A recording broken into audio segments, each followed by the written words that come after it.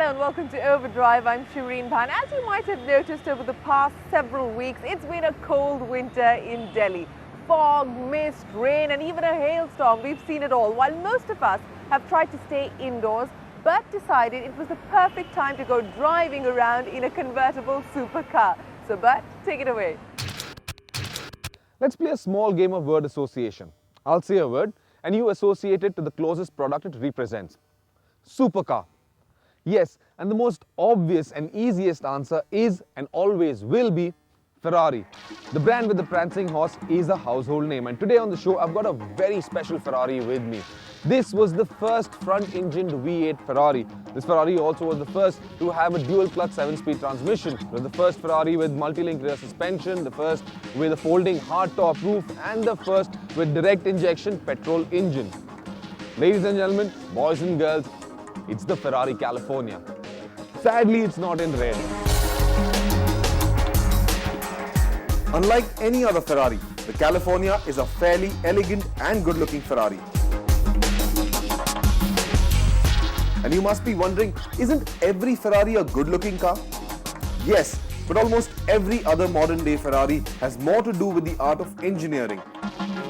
The sweeping lines and shapes are all there to serve a purpose, usually aerodynamics. The California is an exception to the rule because rumors suggest this car started its life as a Maserati, so it had to be beautiful on the outside. Eventually, it turned out to be too expensive to be branded a Maserati, and so it got the prancing horse treatment and was branded a Ferrari.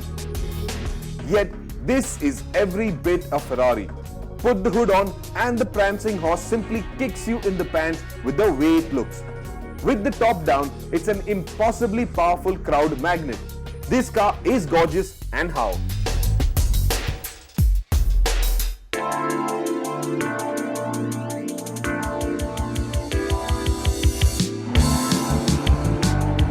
This new California uses the same 4.2-litre direct injection V8 petrol engine as before, but the ECU has been remapped to deliver about 30 horsepower more.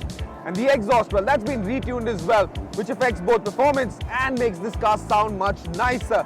All in all, the California has finally entered the supercar league. This is no longer the entry-level Ferrari. This is a proper supercar.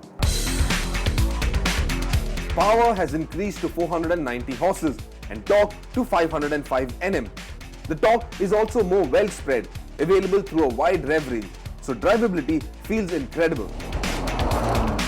Floor the throttle in any gear and you're greeted by massive exhaust roar and smooth yet vicious power delivery.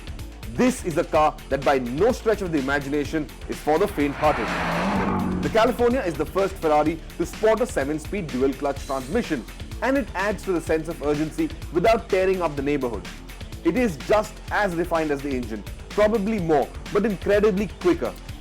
Together, this retuned engine and transmission combination gives the California the razor's edge it has always needed. With the updates of the engine, well, the performance has improved as well.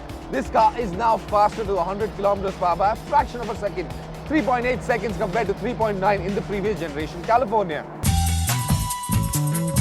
The quarter-mile times are also impressive, flying past that marker in just a little over 12 seconds. Top speed is close to 320 km per hour, which is fast enough to make sure your windshield is full of insect roadkill every few kilometers. The California also has a different Manettino, or what we more ordinarily know as a traction control unit. For one, it's got lesser functions and that makes selection simpler. And second, it will still allow you to pull off some of those poster sideways moves without splatting into a wall. It's not just the engine that's been reworked, even the suspension has been retuned both at the front and at the rear. Overall though, this car is 30 kilos lighter because of Ferrari using somewhere around 12 new aluminium components. And that makes this car, the new California, that much more better at handling, that much more stable, that much more precise, and a whole lot more fun. The multi-link suspension has been specifically designed to give the rear end of this car more importance. This makes it more rigid, but also ensures better damping, lesser vibrations, and lower acoustic levels.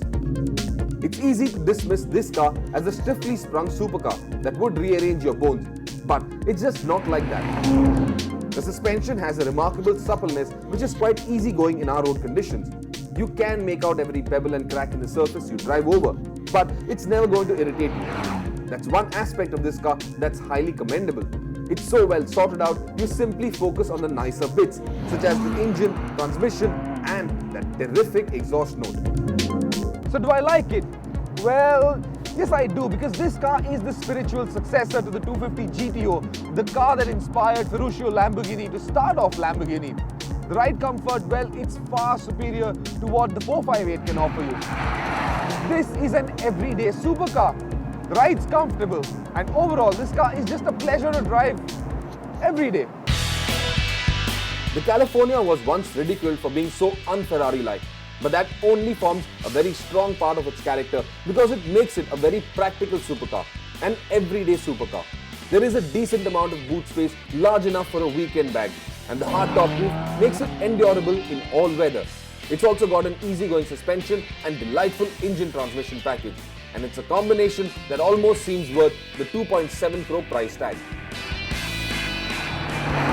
The California then is quite a special car. As a sports tourer, it's an absolute delight to drive, and with the top down in this weather makes that experience much nicer. The feeling of the wind rushing through your hair as you listen to that delightful V8 exhaust note is an experience not to be missed in this lifetime.